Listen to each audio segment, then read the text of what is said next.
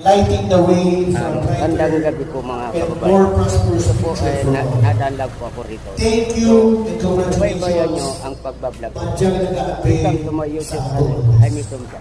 Mga yan mo, mga kababayan. Subaybayan nyo. Yan po ang mensahe ng sa tuyang Padabang Bisig Gobernador Peter Boste Cua. Buda ang salong niya pang paglumdum sa ako, sabi Kagawad Patrick, ayaw namang paglimuti yung akong sobre para sa Philippine graduates. Nagtao po si Vice Governor Peter Boste Cua ng kandidat na 3,000 pesos para po sa kaunahan ng iyong programa. Salamat po.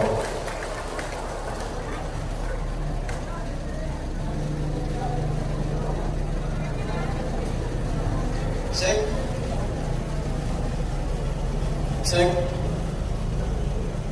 Yun na po.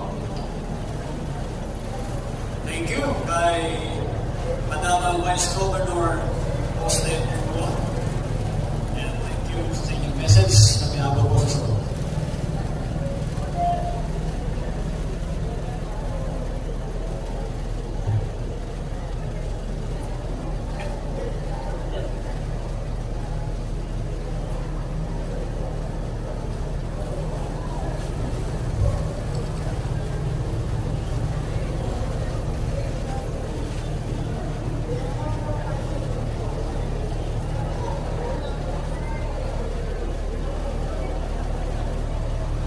At this point, ladies and gentlemen, the awarding of certificate to our inducting officer.